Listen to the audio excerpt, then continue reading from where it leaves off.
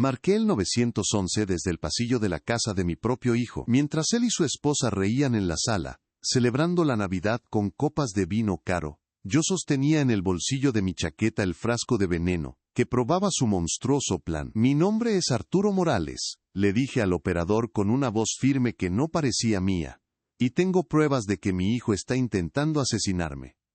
Sé que suena increíble, una pesadilla que nadie podría imaginar.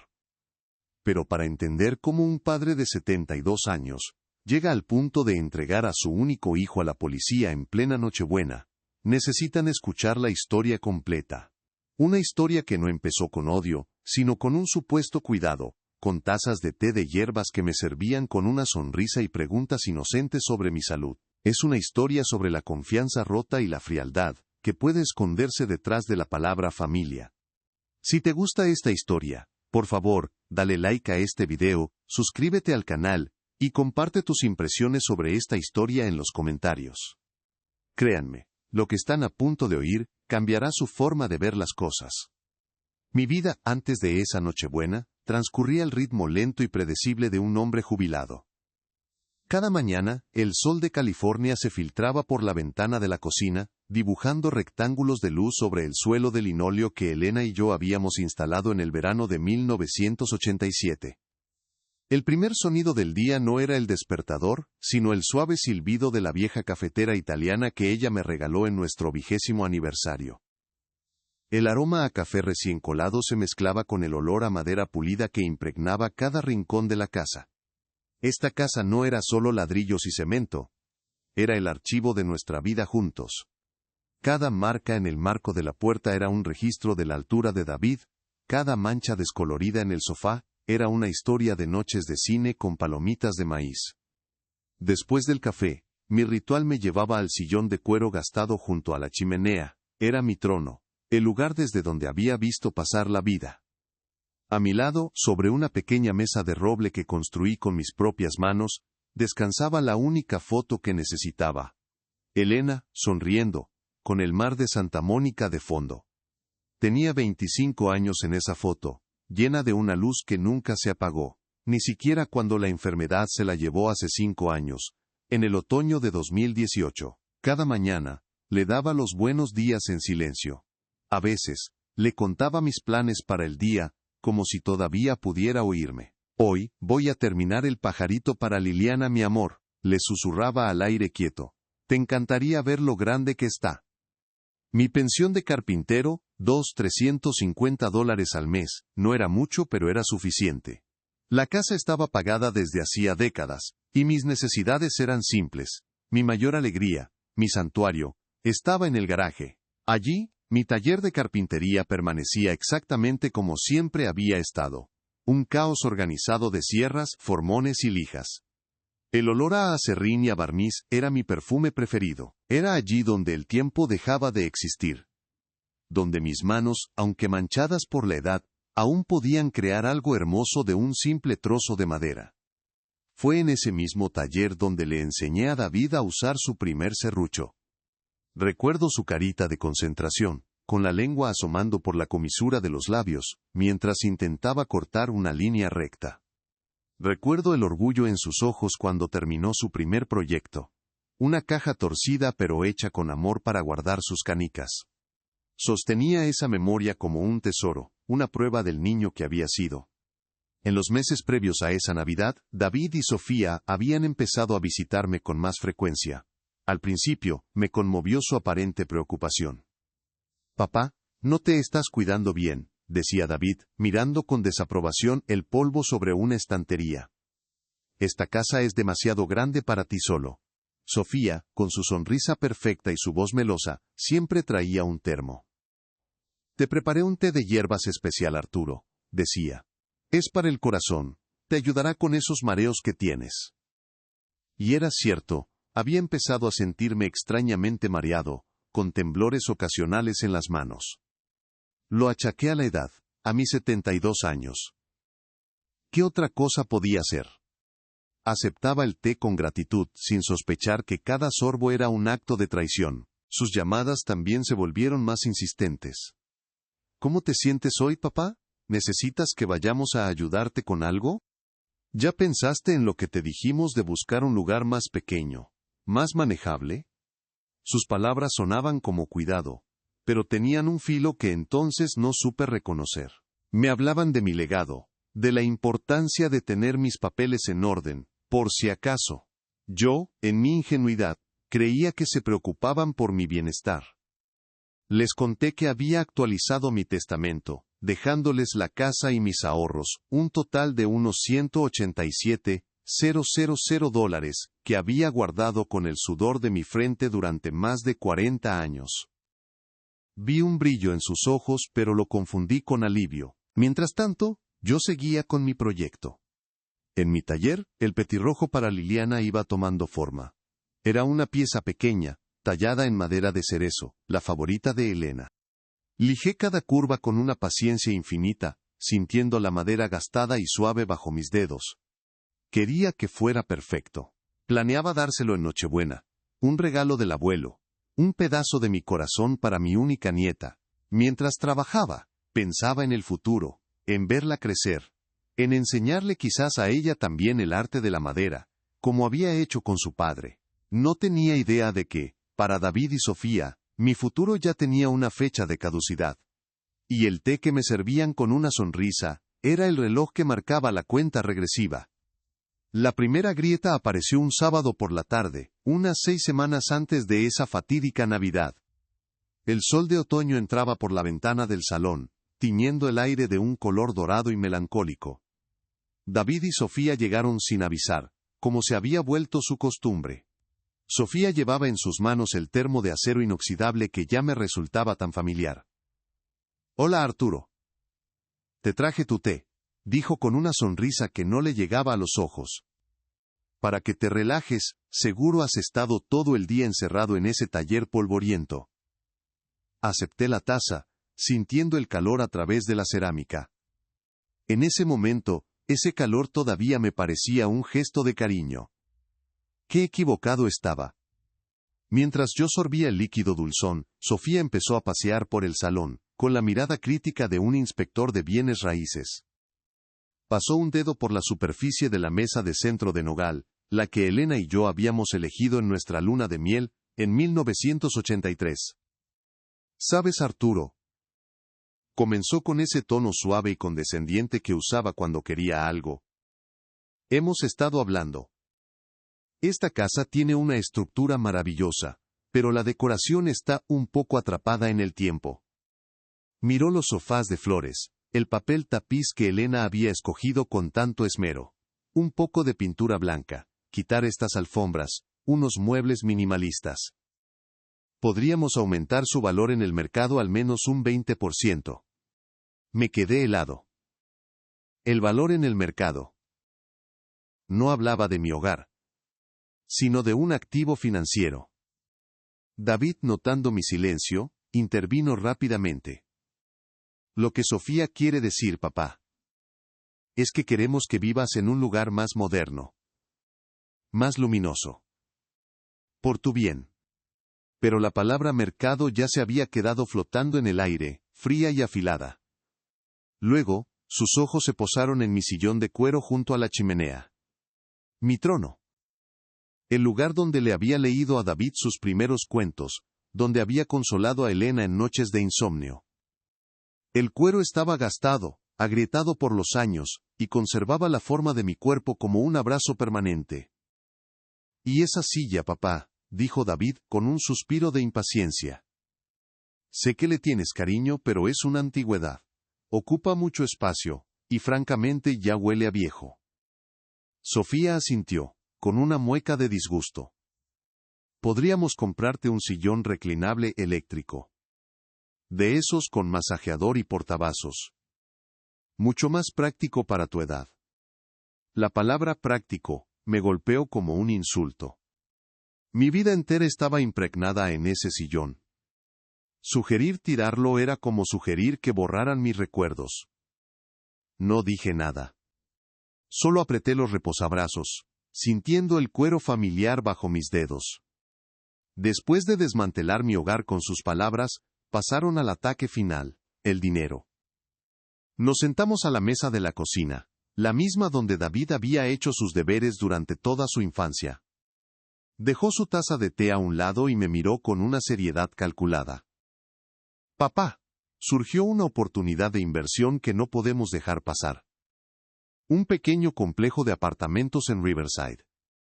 El pago inicial es de $85,000. El banco nos pide un aval, o una prueba de fondos.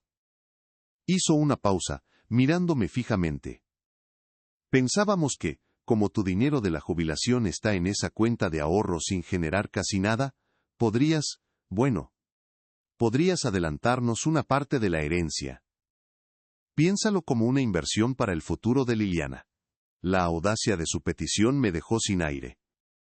Mis ahorros, los $187,000 que representaban 45 años de levantarme antes del amanecer, no eran una herencia adelantada.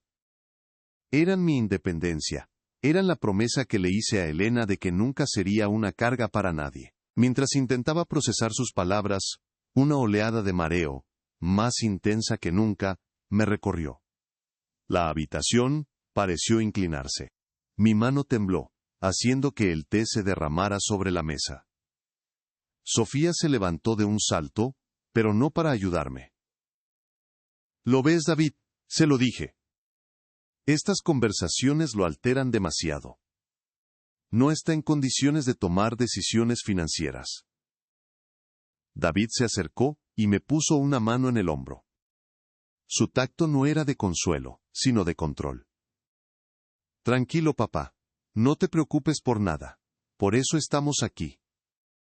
Para cuidar de ti y de tus cosas. Usaron mi propia debilidad, una debilidad que ellos mismos estaban provocando, para justificar su codicia. Me hicieron sentir frágil, incompetente, un anciano que necesitaba ser tutelado. Se fueron poco después, dejando tras de sí un silencio denso, y un charco de té sobre la mesa. Yo permanecí inmóvil, mirando la mancha oscura extenderse sobre la madera. La casa, mi refugio, de repente se sentía como un territorio ajeno, un lugar que ya estaban rediseñando y vendiendo en sus mentes. Miré la foto de Elena en la pared. Su sonrisa era un recordatorio doloroso de un tiempo en que la palabra familia significaba protección, no depredación. Por primera vez, empecé a sentir miedo. Un miedo sutil, que se deslizó en mi interior como el veneno lento que, sin saberlo, ya corría por mis venas.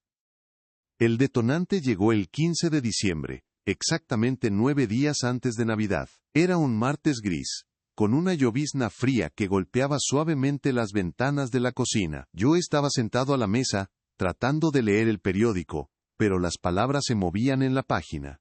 Los mareos se habían vuelto una constante, una niebla persistente en mi cabeza. Cuando sonó el timbre, supe que eran ellos. Nadie más me visitaba sin llamar primero. David y Sofía entraron con una ráfaga de aire húmedo, trayendo consigo un frío que no era solo del clima. Sofía, como siempre, llevaba el termo de acero inoxidable. Lo dejó sobre la mesa con un chasquido metálico. «Hola, Arturo. Te traje tu té. Extra caliente, para este día tan feo». No me miró a los ojos. Su sonrisa era una línea tensa dibujada en su rostro. David no perdió el tiempo con saludos. Llevaba un maletín de cuero del que sacó una carpeta de color manila. La deslizó sobre la mesa, deteniéndola justo al lado de mi taza vacía. El gesto fue tan deliberado, tan impersonal, que sentí un escalofrío. «Papá, tenemos que hablar en serio», dijo, con una voz desprovista de cualquier calidez. «Sofía y yo hemos estado consultando con un abogado. Por tu bien». Abrí la carpeta. Dentro había una pila de papeles impresos con una jerga legal que apenas entendía, pero 2 palabras destacaron en negrita en la primera página: poder notarial duradero. Me quedé mirando esas palabras, sintiendo cómo el aire se volvía más denso en mis pulmones. Levanté la vista hacia él, esperando una explicación que tuviera algún sentido. «Es para protegerte, papá», continuó David, adoptando un tono falsamente paciente, como si le hablara a un niño. «Nos daría la autoridad para manejar tus finanzas, pagar tus facturas, tomar decisiones sobre tu propiedad». «Y sobre tu cuidado médico», interrumpió Sofía, su voz tan afilada como un trozo de vidrio. «Con tus mareos y tu confusión, No estás en posición de tomar decisiones importantes. ¿Qué pasaría si te caes? Si olvidas pagar un impuesto, nosotros nos encargaríamos de todo. No tendrías que preocuparte por nada. Sentí que el suelo se abría bajo mis pies. No me estaban ofreciendo ayuda. Me estaban despojando de mi vida, de mi autonomía, pieza por pieza. Empujé la carpeta hacia él. Mi mano temblaba, pero mi voz cuando salió, fue firme. Yo todavía puedo cuidar de mí mismo. Fue entonces cuando la máscara de David se desprendió por completo. Golpeó la mesa con la palma de la mano, haciendo que mi taza saltara. Basta ya, papá. ¿Crees que no vemos cómo estás? Apenas puedes caminar en línea recta. Estás viviendo en el pasado, en esta casa que se cae a pedazos, rodeado de la chatarra de mamá. La palabra chatarra me atravesó como un cuchillo. Mis ojos se dirigieron instintivamente al salón, hacia mi sillón de cuero, el santuario de mis recuerdos. Hacia la foto de Elena sobre la chimenea. David siguió mi mirada, y su rostro se torció en una mueca de desprecio. Especialmente esa silla. Huele a viejo, a enfermedad. Mamá ya no está, papá. Se fue hace 5 años. Esto no es un hogar, es un mausoleo. Estas paredes no guardan recuerdos, guardan polvo. Estamos tratando de darte un futuro cómodo, vender este lugar, mudarte a un apartamento asistido donde te cuiden, y usar el dinero para asegurar el futuro de Liliana. Y tú te aferras a un montón de muebles viejos y apestosos. Cada palabra era un golpe. Mausoleo, chatarra, muebles apestosos. Estaba profanando 40 años de amor, de risas, de vida. El dolor en mi pecho era tan agudo que me costaba respirar. Pero en medio de ese dolor, algo más nació. Una claridad helada. El temblor en mis manos se detuvo. La niebla en mi cabeza se disipó. Levanté la vista y lo miré. Realmente lo miré.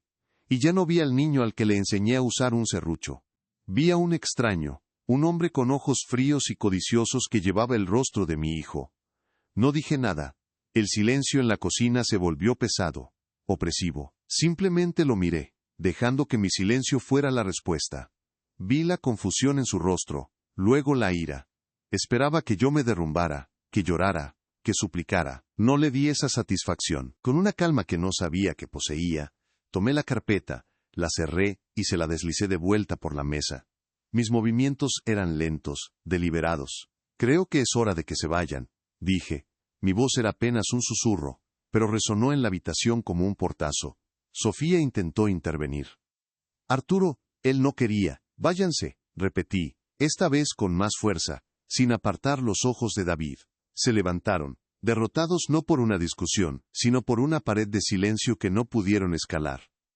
Mientras caminaban hacia la puerta, David se giró. Piénsalo, papá.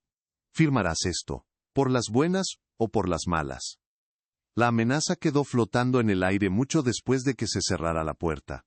Me quedé solo, de pie en mi cocina. Miré el termo intacto sobre la mesa.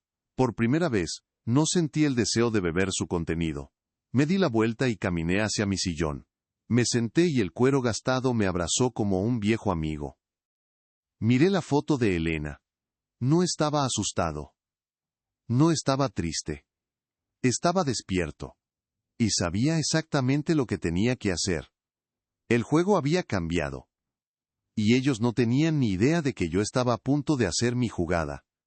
El sonido de la puerta principal al cerrarse retumbó en la casa vacía, un eco final de la tormenta que acababa de pasar.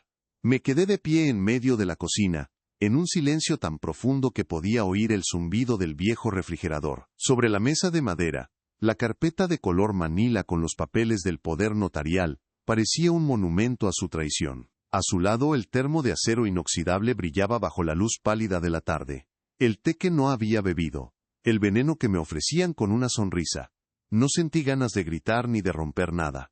El dolor agudo en mi pecho se había transformado en algo diferente. Algo frío y pesado como el plomo. Era la calma que precede a una decisión irrevocable. Lentamente caminé hacia el salón y me dejé caer en mi sillón de cuero. El material gastado se amoldó a mi cuerpo como siempre.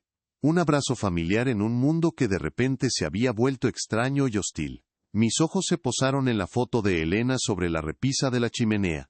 Su sonrisa parecía decirme que fuera fuerte, que recordara al hombre que era, no al anciano frágil que ellos veían. David había llamado a mi hogar un mausoleo. Tal vez lo era, pero no era un lugar de muerte. Era un santuario de vida, de amor, de promesas. Y ellos no iban a profanarlo. No iban a borrar 40 años de nuestra historia para financiar un complejo de apartamentos en Riverside. Una claridad helada se asentó en mi mente. Repasé los últimos meses no con la confusión de antes, sino con la precisión de un detective. Cada taza de té, cada pregunta sobre mi salud, cada comentario sobre la casa, cada mareo repentino. Las piezas encajaron, formando una imagen nítida y monstruosa. No eran descuidos de la vejez, eran síntomas. No era preocupación, era un plan. Habían estudiado mis debilidades, habían cultivado mi confianza, y la habían usado como un arma. Me vieron como un problema a resolver, una cuenta bancaria a liquidar. Cerré los ojos y respiré hondo, llenando mis pulmones con el olor a madera y a viejos libros que impregnaba mi sillón. Ellos habían olvidado quién era yo.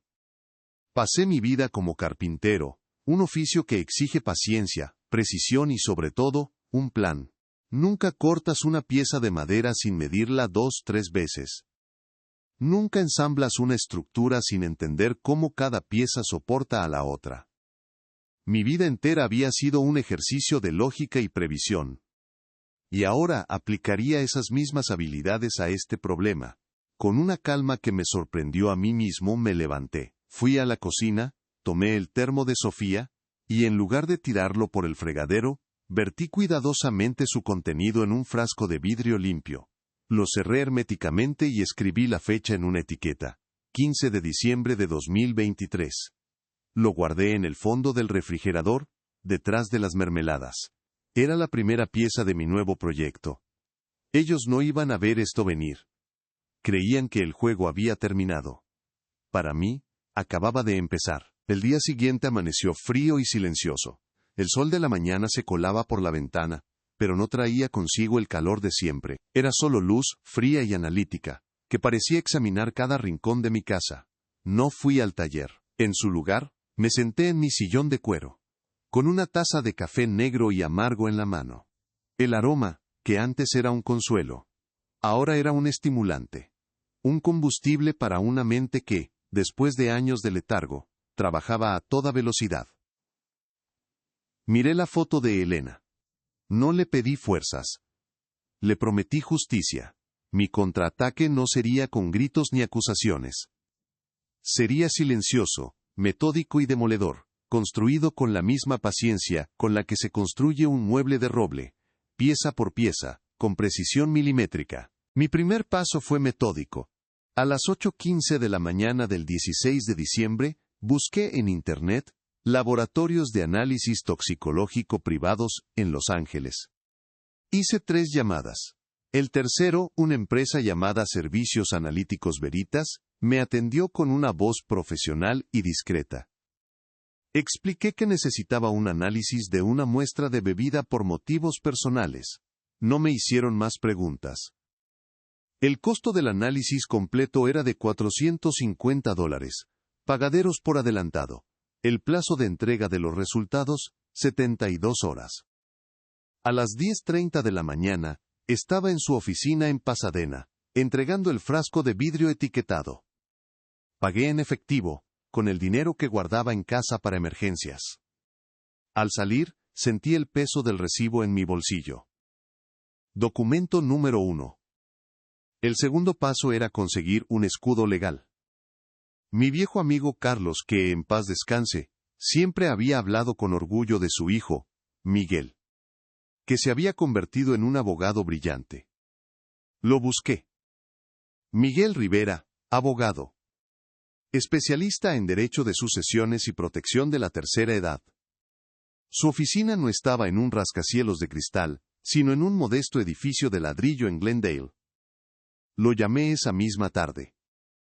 Cuando le conté una versión resumida de mi situación, sin mencionar el veneno aún, solo el acoso por el poder notarial, hubo un largo silencio al otro lado de la línea. Señor Morales, dijo finalmente con una voz seria y firme, creo que debería venir a verme mañana. A primera hora. No le cobraré la primera consulta. La cita quedó fijada para el 17 de diciembre a las 9 de la mañana. Al día siguiente, me senté frente a Miguel. Era un hombre de unos 40 años, con la mirada directa de su padre. Le conté todo. Le mostré una copia del recibo del laboratorio. No me interrumpió ni una sola vez. Cuando terminé, se reclinó en su silla y juntó las manos sobre su escritorio. Arturo, dijo, usando mi nombre de pila. Lo que su hijo y su nuera están haciendo no es solo inmoral. Es un delito. Pero no podemos actuar basándonos solo en sospechas. Necesitamos el resultado del laboratorio. Mientras tanto vamos a blindarlo. Hoy mismo. Durante las siguientes 2 horas trabajamos. Primero, redactó una revocación formal de mi testamento anterior, fechado el 10 de junio de 2021, en el que dejaba todo a David. Segundo, creamos un fideicomiso en vida revocable, el Fideicomiso Familiar Morales. En él, yo era el fideicomitente y el fideicomisario. El beneficiario en caso de mi fallecimiento, ya no sería David. Sería la St. Jude Children's Research Hospital, el hospital al que Elena siempre donaba cada Navidad.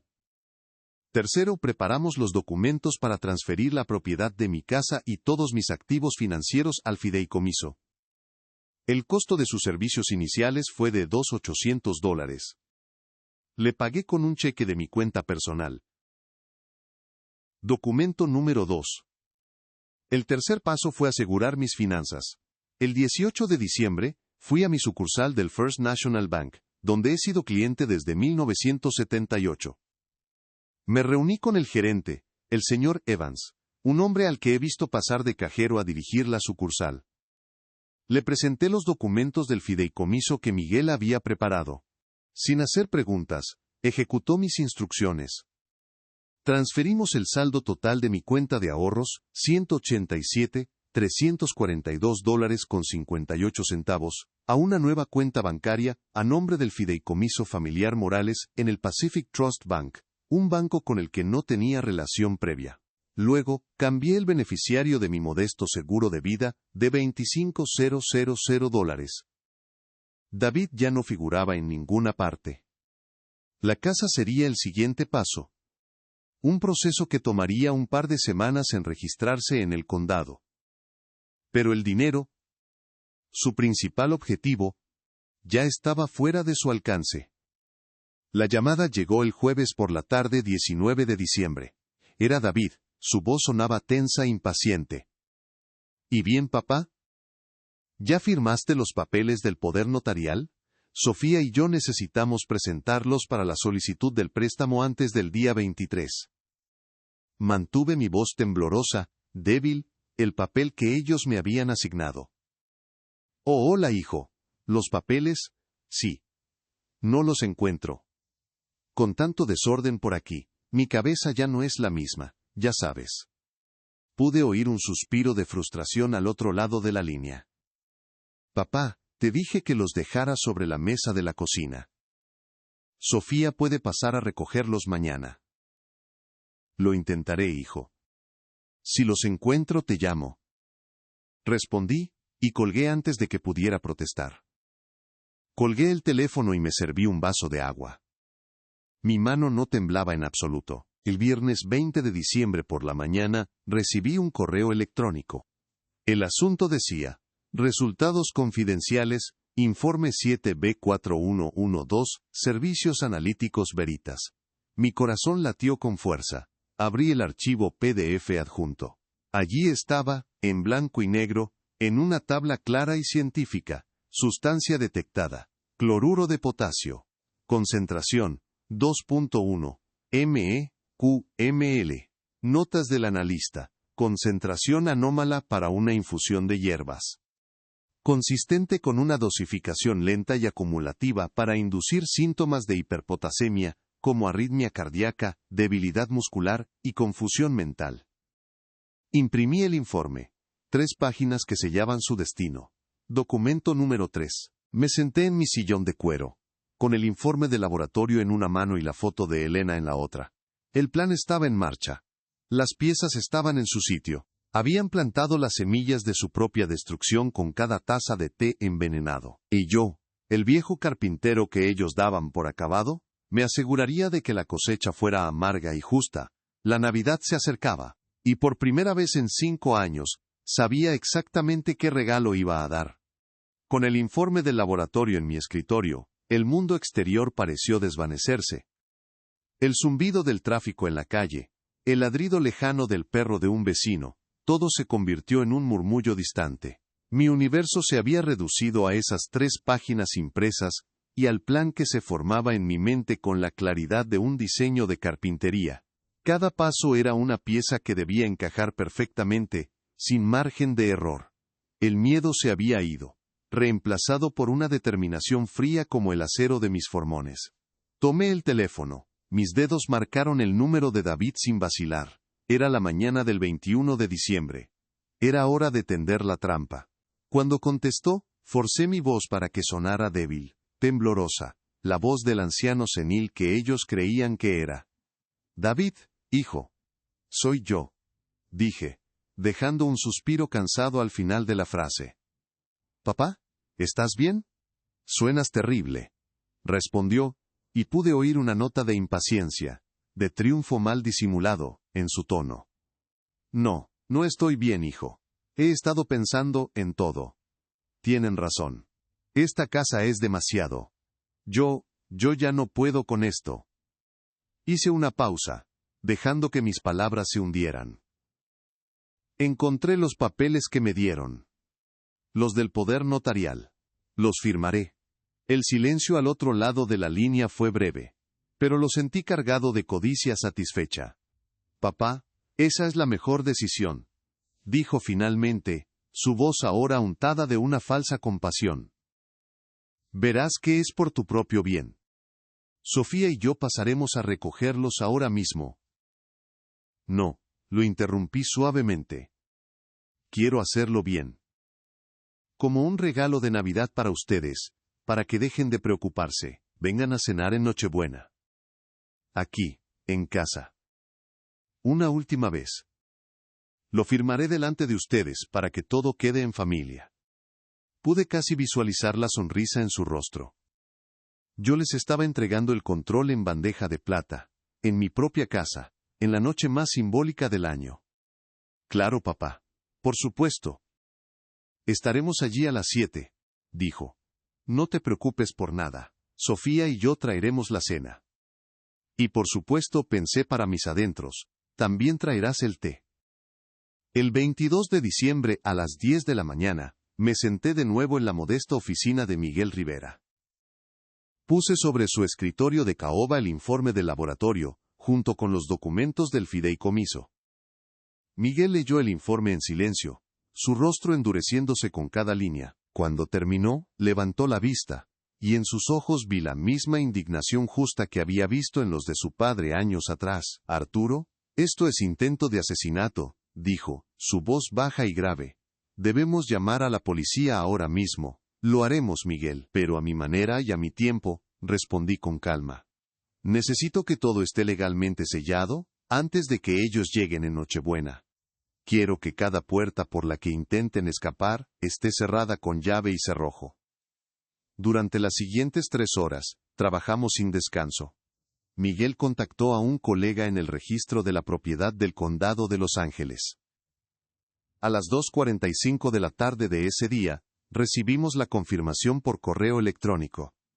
La escritura de mi casa había sido oficialmente registrada a nombre del Fideicomiso Familiar Morales, con el número de documento 20231220451.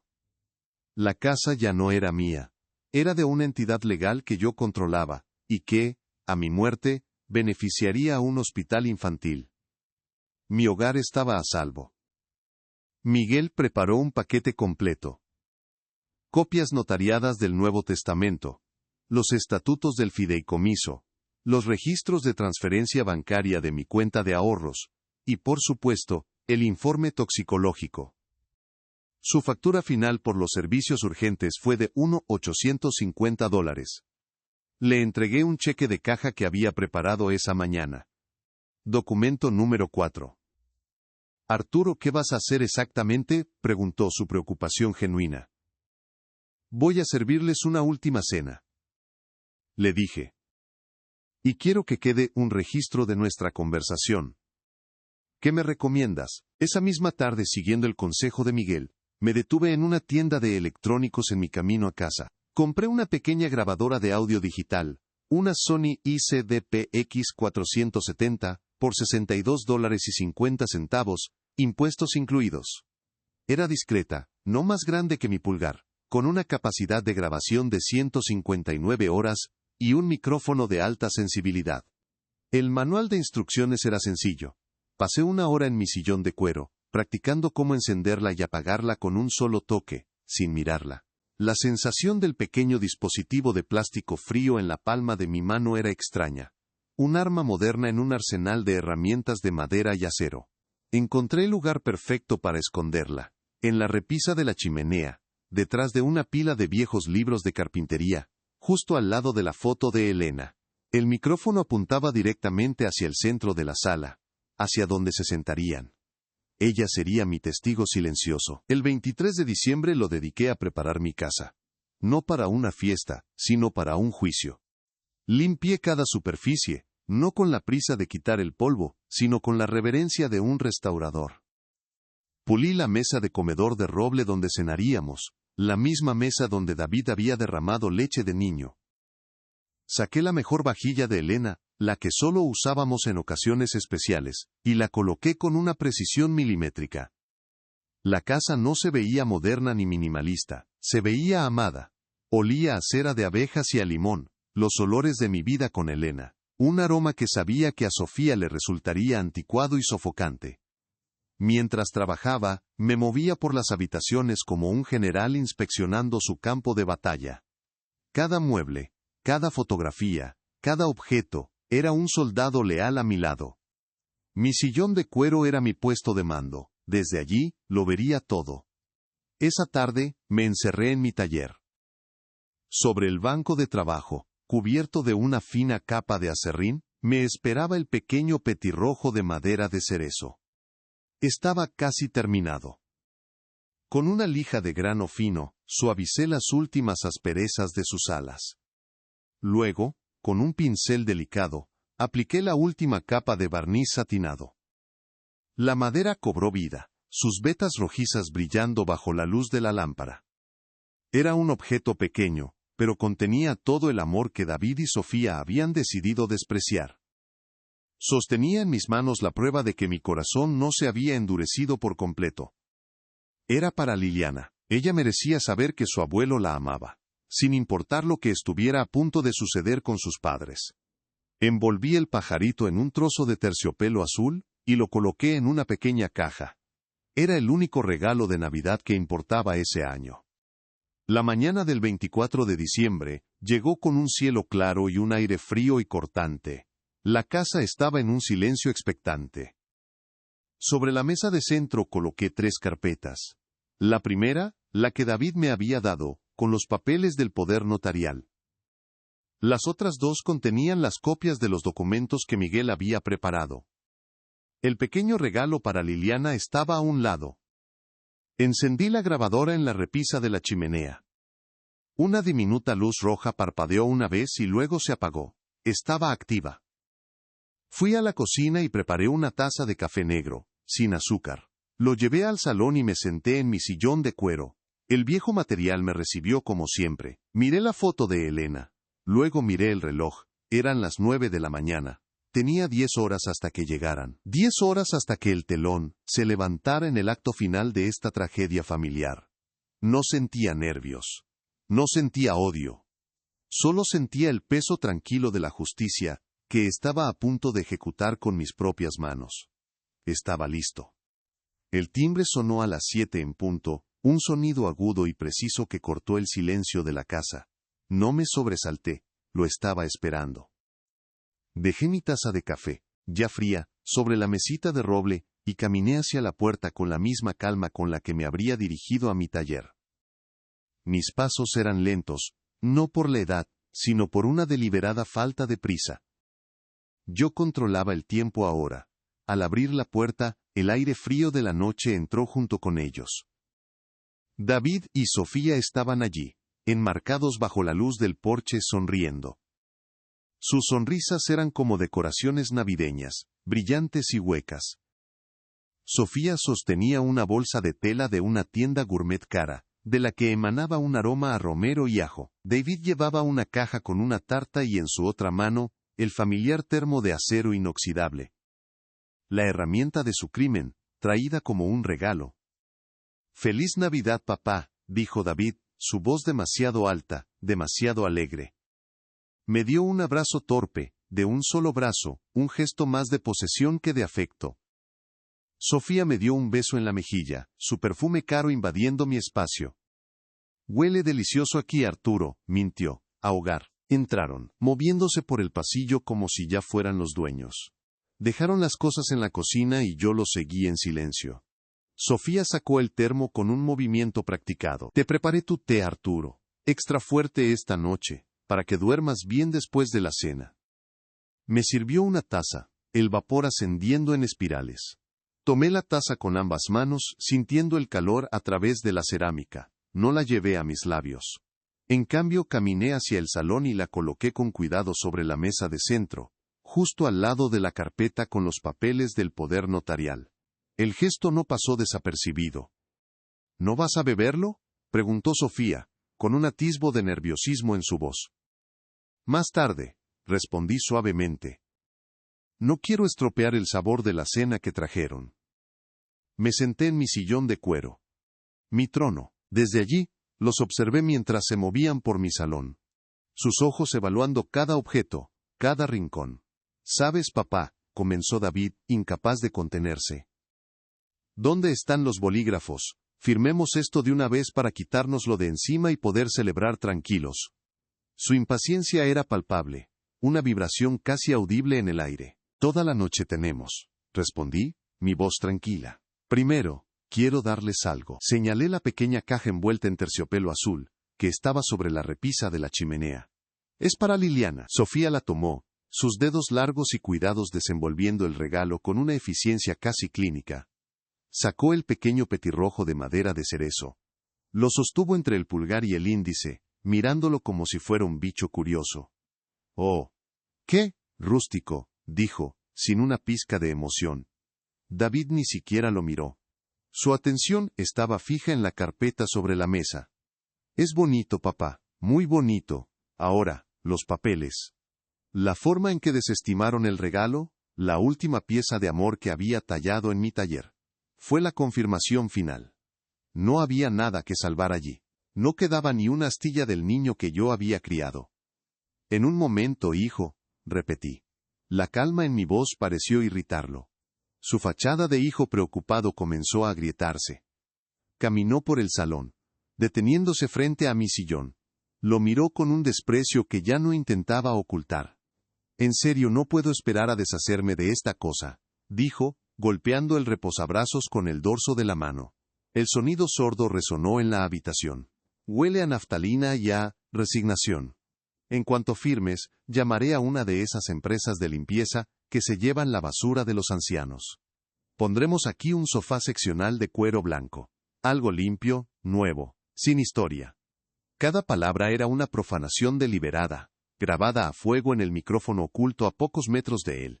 Sofía, sintiendo que su marido estaba yendo demasiado lejos, demasiado rápido, intentó suavizar el golpe. «Lo que David quiere decir, Arturo, es que queremos crear nuevos recuerdos, un nuevo comienzo para todos». Pero sus ojos se desviaron hacia la carpeta, delatando su complicidad. El hambre en sus miradas era tan evidente como el brillo del acero del termo. Se estaban volviendo descuidados, la victoria les parecía tan cercana que ya no se molestaban en mantener sus máscaras bien ajustadas. «Entiendo», dije yo, y lo decía en serio. Finalmente, lo entendía todo. «Pero antes de firmar nada, vamos a cenar». Elena siempre insistía en que la familia debía compartir la mesa en Nochebuena, sin distracciones.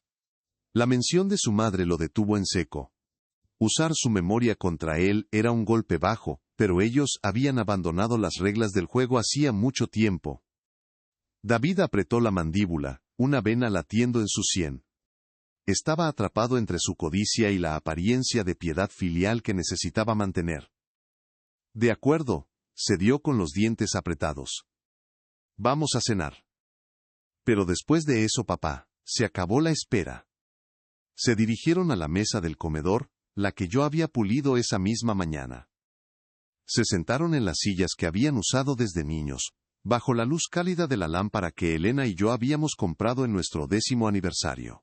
Sacaron la comida de las bolsas. Un pollo asado perfectamente dorado, espárragos envueltos en tocino, un puré de papas cremoso. Parecía una cena de Navidad perfecta. Pero el aire estaba cargado de veneno, tanto en la taza de té que se enfriaba en el salón como en los corazones de las dos personas sentadas frente a mí. Me senté a la cabecera de la mesa, el lugar que siempre había sido mío. Los miré a los dos, a mi hijo y a su esposa, tan hermosos y tan vacíos. Levantaron sus tenedores, listos para el festín. No sabían que no estaban allí para cenar. Estaban allí para escuchar su sentencia. Y yo estaba a punto de servir el plato principal. Si te gustó esta historia, no olvides dejar tu like, suscribirte al canal y escribir en los comentarios qué te pareció. Quiero mucho saber tu opinión. Aquí siempre encontrarás historias que emocionan, sorprenden y traen lecciones para llevar de por vida. La cena terminó en un silencio tenso, los restos del pollo asado abandonados en los platos. Nos habíamos trasladado de nuevo al salón. David y Sofía se sentaron en el sofá floreado, sus cuerpos inclinados hacia adelante, la anticipación vibrando en ellos como una cuerda de piano demasiado tensa. Yo ocupaba mi lugar de siempre, en mi viejo sillón de cuero, el epicentro de mi mundo.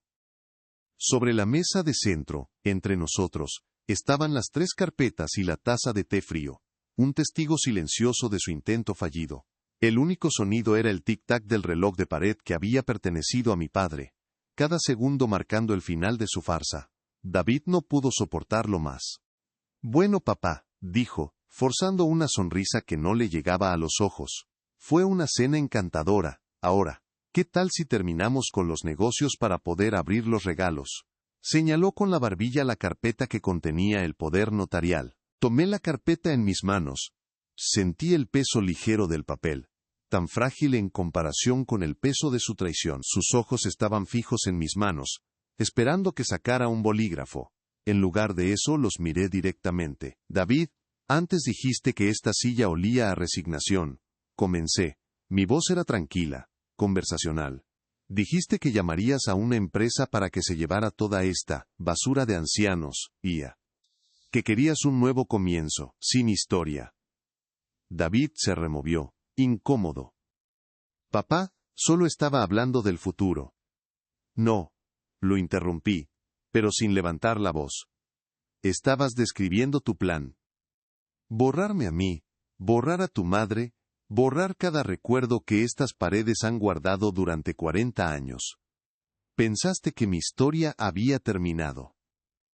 Abrí la carpeta, saqué la pila de papeles y, con una lentitud deliberada, los rompí por la mitad. El sonido del papel rasgándose fue el único ruido en la habitación, un sonido sorprendentemente alto y definitivo. Los rostros de David y Sofía se transformaron. La codicia dio paso a la incredulidad, y luego a una furia que comenzaba a asomar. ¿Qué diablos estás haciendo?, siseó David poniéndose de pie. Te has vuelto loco. Al contrario, hijo, nunca he estado más lúcido, respondí. Empujé los papeles rotos a un lado y deslicé la segunda carpeta sobre la mesa. Este es el nuevo comienzo. Pero es el mío, no el de ustedes. Sofía la abrió con manos temblorosas. Sus ojos se abrieron de par en par mientras leía. Esto es un fideicomiso, susurró. Su voz apenas audible. Dice que la casa, el dinero, todo va a un hospital. David le arrebató los papeles. Su rostro enrojeció mientras sus ojos recorrían las páginas. Fideicomiso familiar Morales, leí en voz alta para él, como si le estuviera contando un cuento. La escritura de esta casa fue transferida el 22 de diciembre, número de registro 2023122204551. Mis ahorros, los $187,342,58 que querías para tu inversión, fueron transferidos a una nueva cuenta bancaria el 18 de diciembre. El único beneficiario, a mi muerte, es el St. Jude Children's Research Hospital. No hay nada para ustedes, ni un centavo. No puedes hacernos esto, gritó Sofía, su máscara de dulzura hecha añicos. Es nuestro derecho, es el dinero de la familia. David arrojó los papeles sobre la mesa. Su cuerpo temblaba de rabia. Viejo egoísta, después de todo lo que hemos hecho, soportando tus historias, visitándote en este mausoleo, ese dinero era para el futuro de Liliana. Nos lo robaste. No, dije, mi voz firme como una roca. Yo no les robé nada. Ustedes intentaron robarme la vida. Y con eso, deslicé la tercera y última carpeta hacia ellos. Dentro, en la parte superior, estaba el informe del laboratorio. Informe 7B4112 de Servicios Analíticos Veritas, dije, mi mirada fija en Sofía. Análisis de la muestra de su té de hierbas especial, del 15 de diciembre.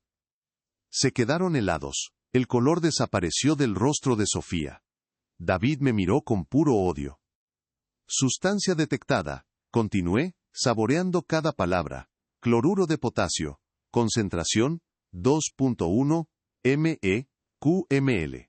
El informe indica que es consistente con una dosificación lenta para inducir arritmia cardíaca, debilidad muscular y confusión mental. El silencio que siguió fue absoluto, pesado, sofocante. Sofía comenzó a sollozar, un sonido agudo y patético. David la miró con desprecio antes de girarse hacia mí, su rostro una máscara de furia animal. Lo hiciste a propósito, escupió. Nos tendiste una trampa. Siempre fuiste un viejo manipulador y controlador. Si tan solo te hubieras muerto cuando debías como mamá, nada de esto habría pasado. Sus palabras grabadas para la posteridad quedaron suspendidas en el aire. La confesión que necesitaba. Me recliné en mi sillón, el cuero gastado me abrazó como un viejo amigo. En ese momento, no olía a resignación, olía a victoria. Llamaste a mi hogar un mausoleo, dije en voz baja, mientras un sonido débil y distante comenzaba a crecer en el exterior. Pero un mausoleo es para los muertos. Y como pueden ver, estoy muy vivo. El sonido se hizo más fuerte, inconfundible, sirenas. Acercándose. La comprensión finalmente amaneció en sus ojos, reemplazando la ira con un terror puro y abyecto. La justicia no estaba llamando a la puerta. Ya estaba aquí, sentada en un viejo sillón de cuero, viéndolos mientras su mundo se derrumbaba. Han pasado 6 meses desde aquella Nochebuena. La casa ya no guarda el eco de las sirenas, sino el zumbido tranquilo de una vida que vuelve a su cauce. El juicio fue rápido, casi una formalidad. Las pruebas eran irrefutables. El informe del laboratorio, la grabación de audio donde David confesaba su desprecio y su plan, y los documentos del fideicomiso que demostraban la premeditación financiera. David fue sentenciado a 15 años de prisión por conspiración para cometer asesinato. Sofía, a cambio de su testimonio completo contra él, recibió 10. No sentí alegría al escuchar el veredicto del juez, solo el peso solemne de una puerta que se cerraba para siempre. No hubo victoria, solo la triste y necesaria consecuencia de sus actos. Mi mayor preocupación era Liliana. Ahora vive con sus abuelos maternos en Arizona. Son gente buena y sencilla, horrorizados por lo que su hija fue capaz de hacer. A través de Miguel, mi abogado, logré hacerles llegar la pequeña caja envuelta en terciopelo azul. Unas semanas después, recibí una carta escrita a mano por la abuela de Liliana. Decía que la niña duerme con el petirrojo de madera de cerezo en su mesita de noche. Me envió una foto. Ver a mi nieta sonriendo, ajena a la oscuridad de sus padres, fue el único bálsamo que mi corazón necesitaba. Quizás, con el tiempo, pueda visitarla. Quizás pueda enseñarle que el amor de un abuelo, como la madera, es algo duradero y real. Mi casa ha vuelto a respirar. Cada mañana, el sol entra por la ventana de la cocina y dibuja los mismos rectángulos de luz sobre el suelo de linóleo que Elena y yo instalamos. El aroma a café de mi vieja cafetera italiana vuelve a ser un consuelo, no un estimulante para la batalla. He vuelto a mi taller. Mis manos, que planearon una estrategia legal, ahora vuelven a lo que mejor saben hacer: dar forma a la madera. El olor a acerrín y barniz ha limpiado el aire de cualquier rastro de traición. Ya no construyo por necesidad, sino por placer. Por la simple alegría de crear algo hermoso con mis propias manos. Y luego está mi sillón de cuero, mi trono. David dijo que olía a resignación, a enfermedad, a un pasado que debía ser borrado. Durante un tiempo, sus palabras me envenenaron tanto como el té de Sofía, pero ahora, cuando me siento en él cada tarde, sintiendo cómo el cuero gastado se amolda a mi cuerpo, entiendo lo equivocado que estaba. No es el olor de la resignación. Es el olor de la resistencia. Huele a 40 años de amor, a las risas de un niño que ya no existe, a las lágrimas que sequé cuando Elena enfermó, y a la claridad helada que encontré la noche en que decidí luchar. Este sillón no es donde vine a rendirme, es desde donde reclamé mi vida. Es el testigo silencioso de que un hombre puede ser viejo, pero no está acabado. La casa está en silencio, pero ya no es un silencio de soledad. Es un silencio de paz, una paz que defendí, y que ahora atesoro más que cualquier cuenta bancaria. Y al mirar la foto de Elena sobre la chimenea, sé que ella estaría orgullosa. No por la venganza, sino porque protegí el hogar y la dignidad que construimos juntos, ladrillo a ladrillo, recuerdo a recuerdo. Mi historia al final no es sobre venganza, sino sobre la recuperación del respeto propio. Mi hijo y su esposa veían el valor en las cosas que se pueden comprar y vender: casas nuevas, muebles de diseño, un futuro financiado con la vida de otro. Me miraban a mí, a mi casa llena de recuerdos, a mi sillón gastado, y solo veían polvo, obsolescencia, un obstáculo en su camino. Creían que por ser viejo, mi valor había disminuido, como el de un objeto que se desgasta con el tiempo. Pero se equivocaron profundamente. La edad no te vacía, te llena de una sabiduría silenciosa. Te da una base sólida, como los cimientos de una casa bien construida, que ha resistido muchas tormentas. Mis manos manchadas por los años de carpintería, no solo saben cómo construir con madera, sino también cómo reconstruir una vida desde los escombros de una traición. Me enseñaron que las cosas más fuertes y duraderas están hechas de materiales honestos, y se ensamblan con paciencia. Lo mismo ocurre con el carácter de una persona. La lección que aprendí, y que quiero compartir con ustedes, es esta: nunca, bajo ninguna circunstancia, dejen que nadie defina su valor. Su historia, sus cicatrices, sus recuerdos, esa es su verdadera e incalculable fortuna. Defiéndanla con uñas y dientes, porque es lo único que nadie puede quitarles. La dignidad no tiene fecha de caducidad y el respeto por uno mismo es la única herencia que realmente importa al final del día. Si te gustó esta historia, no olvides dejar tu like, suscribirte al canal y escribir en los comentarios qué te pareció. Quiero mucho saber tu opinión. Aquí siempre encontrarás historias que emocionan, sorprenden, y traen lecciones para llevar de por vida.